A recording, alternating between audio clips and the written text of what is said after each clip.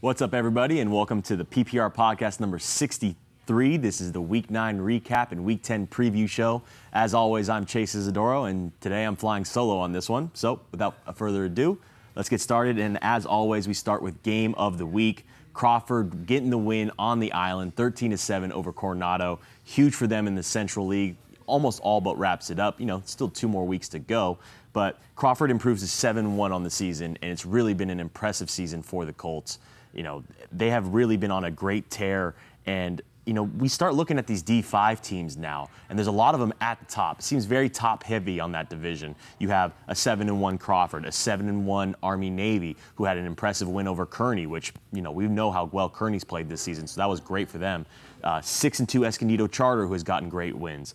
5-2 Vincent Memorial, 6-2 Classical Academy. It's really going to set up for a great D5 playoffs, and, really, I guess the most overlooked division in the whole county has to be D5. We always focus on the top schools, but really those teams are playing some absolutely great ball. The one guy you had to look at, though, was Hamadi Sharif for Crawford. 128 yards rushing, 1 touchdown, and I believe he got the blocked field goal. It was hard to see from the angle, but he looked like he got in there. So at the very least, he was in on the pressure on the blocked field goal. But I think the best part about him was his soundbite, incredible soundbite. You guys can listen to it right now.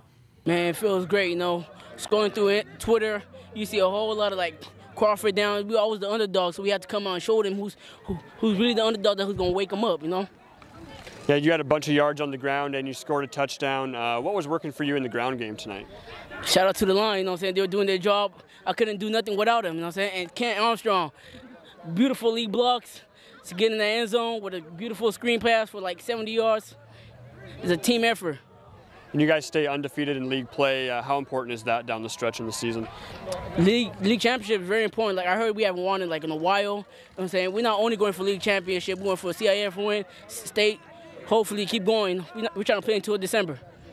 And how about your defense tonight, holding them to 7 points? Hey, man, defense full of dogs. I can name all of them. Vance, Tut, AB, I always got money on them. And that was just incredible, so much emotion coming from Mr. Sharif. And, not emotion to the point where it almost is tears, but that emotion of coming off the field after a great win and a great victory. You always love to see that, and, can't wait to see more from Crawford. But now we can move to the East County Game of the Week, the game that I shot and I was able to be a reporter for. Granite Hills 55, Grossmont nothing. It's so much different when you get to see these teams in person compared to watching the highlight tape or the raws on our YouTube page. That Granite Hills team is very, very good. And they kept saying we're underrated or we're underranked. You guys got to quit doubting us. Our rank's too low. We're underhyped. I think I might agree on that. Their offense is so dynamic because they go for Parlin Sanders on one drive, then they go to Nico Tomasello on the next drive, and their weapons on the wide receiver front and the running back front, they're so good at switching it up, not leaning on one guy and making it so hard to know where the ball's going to go next. And the defense and the game in the trenches, O-line and D-line for that Granite Hills, they really impressed me to the point where now I'm starting to think, can they actually go up against a Helix? Can they take down a Helix team? We've seen them in close games. Week 1s are always so tough because you never really know. And you never really know how that team's going to go later down the line. They had Poway up at halftime. They lost it late. But they very much could have beaten Madison if it wasn't for that 4th down stop. I think this Granite Hills team, obviously Helix is going to be a behemoth to try to beat, but they're right there with them. And I don't think it's that far of a stretch to say that they can't play with them and at least be in the game to later in the game. Maybe they lose it late, maybe they win it late. But I have full confidence in the Eagles at this point that they are on that level as one of the top teams in San Diego after what I saw at Granite Hills. And really, what they've done all season. But outside of those 2 losses, they haven't surrendered 10 points to anybody. They've been blowing out everybody like they are a top team, and so we need to look at them that way. Now we go to the South Bay Game of the Week and kind of a similar situation here. Mater Dei 47, Otay Ranch nothing. Mater Dei has outscored opponents 177-0 in their last 4 games. It's really what we saw from Mater Dei last year as well. They really know how to dominate down in the South Bay. I want to know, though, and I want to hear from you guys. On our Twitter page, when we post this podcast, or if you're just listening on the audio file, go to Twitter, go to the YouTube page and watch the podcast there. Go in the comment section and let me know. How do you guys feel about Mater Dei? Because we kind of expected them to do this in the South Bay. their games, they lost a close one to Carlsbad. That they probably could have had a better game against Cathedral if it wasn't too sloppy. And really, the only bad one was the blowout to Lincoln. But besides that, they still have probably the most talented roster in this county, or at least among the most talented roster in this county. And they continue to perform to an excellent level. It was really big for our seniors. We have a lot of seniors. It was really important for all of us to get reps and all of us just to show out and show that we can still play against these top-tier teams. Defense, we're getting back to us, man. We're starting to play with each other. We're starting to gain our confidence back, and we're just playing game by game, ready to win league and head into playoffs. I'm not so sure that I just written them off yet. I think once they get back into the D1 playoffs with all the momentum they're going to have from this stretch run, they're going to be a real force, and I could see them going on to win the CIF title, especially now how the Open Division's looking like it's going to shape up. Cathedral might not make it. Could you imagine another rematch between those two? I think it would be a phenomenal game between those two. But I have full confidence in Mater Dei. They look so much better. Eastlake's playing well of late as well, so we get that final game. I don't know if Mater Dei is going to surrender a single point to either of the two teams they face down the stretch run. They look phenomenal, and I want to see more from the Crusaders as they head into the playoffs. But now we go to the Saturday night game. University City 13, Point Loma 7. Huge matchup for the City League title. It's not wrapped up yet. It will probably be wrapped up this weekend. We'll have to see. But the one we've been anticipating the most and kind of sensing a trend. When we see these teams blow out like schools, or not blow out, maybe high-scoring games against teams with better offenses, once they've played the teams that are on their same level, they're very low-scoring. We saw it with Granite Hills Madison. We're seeing it here with University City Point Loma. And the one thing we talked about with UC was their defense had to show up if they wanted any chance in this game, because you couldn't let Point Loma's defense play to the level that we know they can play at while their offense run riot. So UC's defense did show up, especially Tay Boogie Lockett with the interception that led to the game-winning score by LaDanian Lawrence. UC has proved now that they are obviously the best team in the City League, I'd have to say. But really a force that they're probably going to go on and win a CIF title this year, or at least be in the championship game. I kind of fully believe that. I'm all in on this UC team. They're so talented everywhere, and you can just name off players left and right, and it's just, you can't believe how many good players they have, especially Drake Garner, Daly, Dawson, obviously Sam Cooper. Man, it's just such a good team. Tote Harris. I really want to see where the Centurions can go. I think it's really as far as they can take themselves. It's really open for them now to go on and win a CIF title, and I wouldn't even be surprised if they go beyond that, honestly. But now we move to our top 10 right now. Number 1, I still have Lincoln. Number 2, still have Madison. 3 is Carlsbad for me. Cathedral at number 4. Helix at number 5. Poway at number 6. No movement there. Then I have Mater Dei moving up to number 7.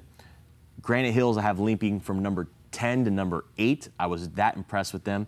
They are just above El Camino for me, and to be quite honest, if I saw those two teams play, they'd be a really great game, especially how well they both play in the trenches. And then LCC coming in at number 10. Point Loma falls out of my top 10 for right now. Mission Hills and UC are now just on the outside looking in.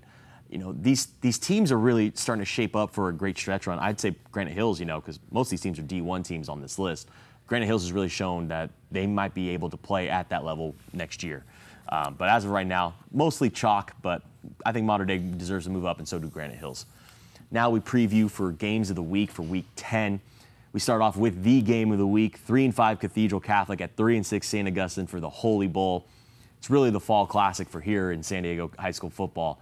I've always grown up wanting to go to these games. It was so much family-oriented for me because I had family go to both schools. So this was always the big game for us. And it's so hard to decipher because Cathedral has been the better team of these last couple of years. But the St. Augustine team, I think they could catch fire here. It would be a shock if they beat Cathedral. It really would, because that Cathedral defense is absolutely ridiculous. But that Saints team does have talent, and we've seen them put up good performances against other schools at times. And this is one of those games, too, where anything can happen. It's the rivalry aspect of it can make it so Saints can win this game. Although I'm going to roll with my Dons, as always. I expect them to win, and I wouldn't be surprised if it's by a good margin just because of how young Saints is. But I wouldn't be shocked if Saints put up a good fight. They got a good squad. And now we move on to our Jersey Mike City game of the week. 4-4 Christian at 5-3 La Jolla. Some of you might not have seen it. Christian upset Mira Mesa this Saturday with a 21-20 win off the back of Aaron Shablowski, the quarterback, 271 total yards, 2 touchdowns, and wide receiver Hunter Provience, 5 receptions for 146 yards and a touchdown. Taking down that Mira Mesa team's huge. I've been big on that Mira Mesa team this whole year. And really, that's what we've seen from Christian. Sometimes it's like, okay, good squad. Other times it's like, wow, they're putting up a great performance, and they could seem like they could beat anybody on any given day. However, this La Jolla team, I love their offense. I love Deal. I love Scully. I think they might be just a little bit too much for Christian, but it's hard to say that now with Christian coming off the back of that Mira Mesa win. But I would think I would lean more towards La Jolla winning this one. I think it's going to be for the Eastern League here now.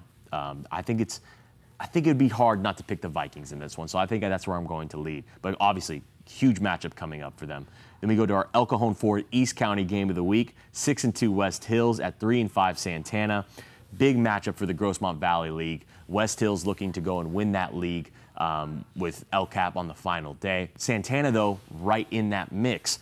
They've lost a close one against El Cap, 7-0, but they're right in the mix for to be in there. They have West Hills and then El Cajon Valley at the end. West Hills has Santana and then El Cap. So really this will be the tail sign of what the final week will be for this league. Huge one. West Hills on the road. Like I said, I always like them at home. We'll have to see how Santana plays. They've been on a good stretch since a kind of a rough start to the season. So, I think the Sultans could very well be in that one, but we all know how good West Hills plays. Now we go to National City Mile Car South Bay game of the week, 2-6 Bonita Vista at 4-4 Mater Dei Catholic. I'm sorry, Bonita, but I want to see points first, because that's what Mater Dei has done to everybody, is allowed no points to go past them in the last 4 games. I'm kind of thinking a similar thing's going to happen here, and Mater Dei seems up to that task. I think that's kind of on their chalkboard, is make sure nobody scores on us. I would expect Mater Dei kind of have another blowout performance here, especially because they didn't have the greatest start to the season. Now they're looking at every single one of these games. It's not like, oh, take it easy or anything. They want to prove themselves before they go into the playoffs and gain as much momentum as they can. I would kind of expect another blowout here by Mater Dei. North County game of the week, 7-1 Carlsbad at 5-3 La Costa Canyon. Huge game for the Avocado. Carlsbad can lock up the Avocado League with this win. And we've seen this La Costa Canyon team be very good at times, kind of be shockingly good against some teams as well. It's going to be tough to beat this Carlsbad team, but Carlsbad has gone through the ringer as far as it goes in the Avocado. They've proven themselves time and time again that they can play up to this level. I would expect Carlsbad to get the win here, but we also saw at times where they played a close game against El Camino. I think you could see something similar. I don't know if LCC has that type of guys in the front 7 to cause that kind of havoc against them, but LCC, we know they're up for the task, especially on the offensive side. But I think I'm going to lean towards the Lancers in this one to lock up the Avocado League. We go to the Pigskin Idol game. Shout out Mike Milburn. 6-2 UC at 5-3 Morse. We had basically the City League title going this last Saturday for UC and Point Loma, but it didn't wrap it up because Morse is right there, and they can really throw a wrench into the mix if they can beat this UC team. It's a little bit different. We saw UC's defense come to the forefront. Morse's defense really hasn't been there all year. However, that Morse offense can put up points at a ridiculous pace. I would not be surprised if we see something similar to the Bishops game with UC, where this is a high-scoring affair. I think UC's defense, though, is probably playing at a better level now than they were at any point in the season, so they might make it a little bit more difficult for Morse to hang with them, and we all know UC can put up points at a ridiculous rate as well. I wouldn't be surprised, though, if Morse stays right there with them. We've seen them be able to put up points with anybody. I think I'm going to go Centurions on this one, but I wouldn't be surprised if the Tigers are in this one. They have so much good talent on that offensive side. Logan, Wright, Mosty. They really can play with anybody, but I think UC's defense makes the difference in this one. And really, for my final words here, got to give a shout out to Rancho Bernardo, keeping their Rotary Bowl win streak alive at 9 in a row after a huge 17-16 victory over Mount Carmel. Rotary Bowl doesn't get talked about enough. It's a great rivalry. I was there for it last year. You get to see both teams come out on both sides for their fan bases, and they really take it seriously. And a great comeback win for Rancho Bernardo. Really not the greatest year for them, but they have had their moments, and it's always good to see them, pick up a win in this rivalry game. I was surprised it was at 9 in a row. I guess even more impressive these last 2 years with how good Mount Carmel has been. But really, shout out to the Broncos. They had a great performance in this one. But that'll do it for us here. And tune in tomorrow for PPR Podcast number 64 with Paul and Bert.